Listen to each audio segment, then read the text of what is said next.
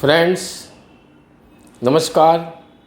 आज की वीडियो में मैं बात करने वाला हूँ ससुराल से धन लाभ के महायोग के बारे में।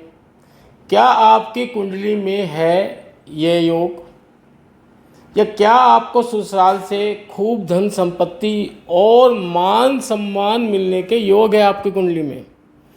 इस विषय पर आज चर्चा करेंगे। फ्रेंड्स, क्या आपकी किस्मत में ससुराल से बड़ी संपत्ति, वसीयत या वित्तीय लाभ के योग है? क्या आपके भाग्य में ससुराल से मान सम्मान के योग है? ज्योतिष शास्त्र में कुंडली के जो 8वां भाव है उसमें यह राज छुपा हुआ है। ये रहस्य कुंडली के 8वें भाव में आपके छुपा हुआ है। आज उसी की चर्चा करेंगे। यदि आपकी कुंडली में ये योग है तो शादी के बाद अचानक बड़ा लाभ होना निश्चित है और आपके जीवन में ऊंचाइयाँ आपको मिलेगी, बड़े लाभ मिलेंगे। 8वें भाव में शुभ ग्रह बैठा हुआ आपके कोई, तो यह योग आपके लिए है।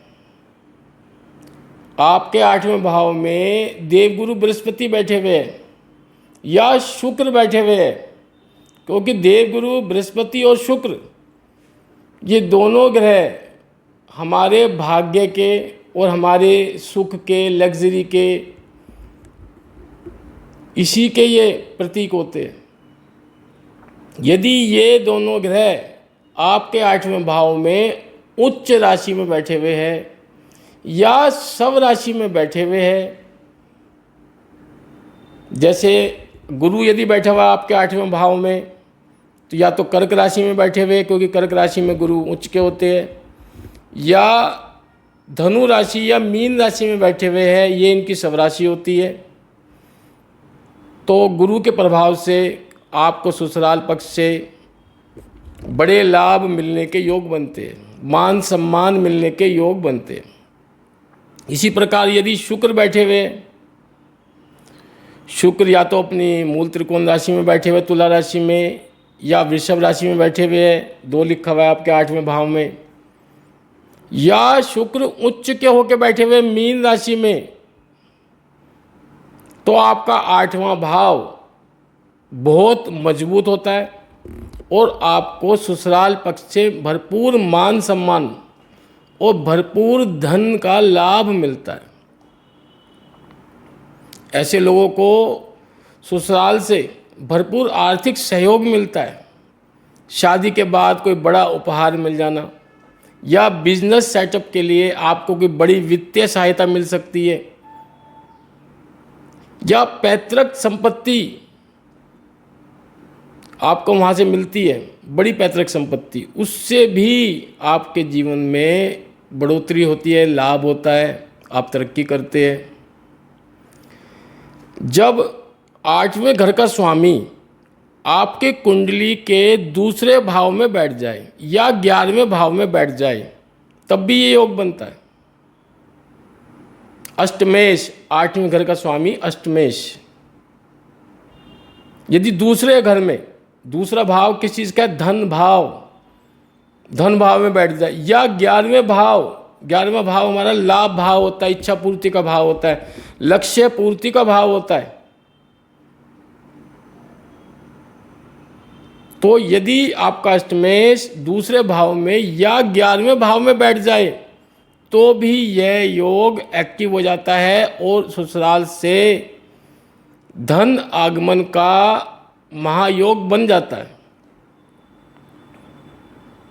शादी के बाद अचानक व्यक्ति के पास धन का प्रवाह बढ़ जाता है और ससुराल की वजह से उसकी तिजोरी भर जाती है।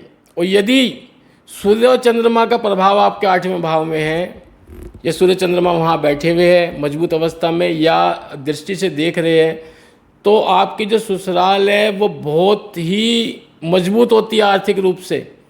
उनका समाज में बड़ा रसूख होता है, बड़े अच्छे कनेक्शन होते हैं, और व्यक्ति को उनके नाम और कनेक्शन से भी सीधा फायदा होता है अपने कैरियर में, अपने बिजनेस में। वो इस तरह के लाभ से वह अपने धन को बढ़ाता है, बैंक बैलेंस को बढ़ाता है। ये अप्रत्यक्ष लाभ हुआ। एक तो सीधा ससुराल से धन मिल गया, वो प्रत्यक्ष लाभ हुआ, और ये अप्रत्यक्ष लाभ है कि आप उनके नाम और कनेक्शन का फ़ायदा उठा रहे हो अपने बिजनेस में या अपने कैरियर में। अब मैं बताऊंगा आपको 8वें भाव को एक्टिवेट करने को उपाय। इससे पहले मैं जिक्र करूंगा, यदि राहु बैठ जाए आपके अष्टम भाव में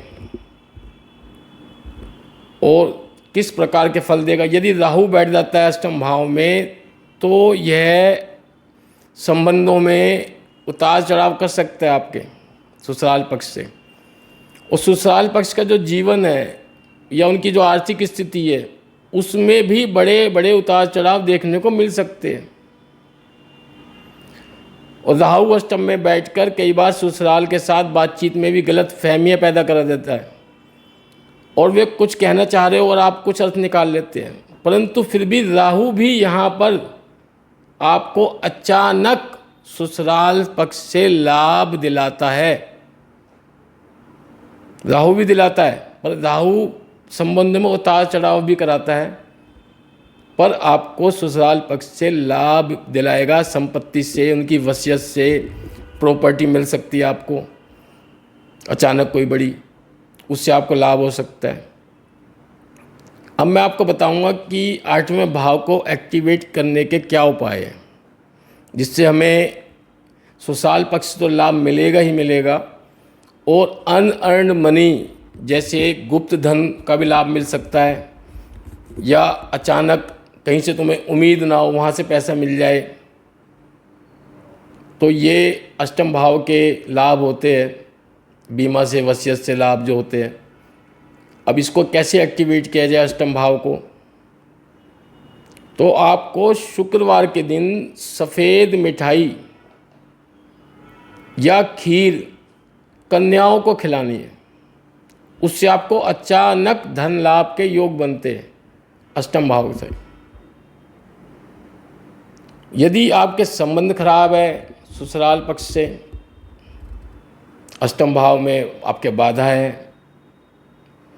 तो आप अमावस्या के दिन अपने पितरों के नाम का दान करें। उससे ससुराल पक्ष से आपके संबंध सुधरेंगे, 8वें भाव की जो बाधा है वह दूर होंगी। और यदि आपको ससुराल से मान सम्मान चाहिए, मान सम्मान में कमी है आपके ससुराल पक्ष की तरफ से, तो आप उगते हुए सूर्य को तांबे के लोटे से जल दें, तो ससुराल में आपका मान सम्मान बढ़ेगा इससे। तो फ्रेंड्स, अब मैं ये वीडियो यहीं समाप्त करता हूँ और आपसे रिक्वेस्ट करता हूँ मेरी वीडियो को लाइक करें, शेयर करें, मेरे चैनल को सब्सक्राइब करें। नमस्कार।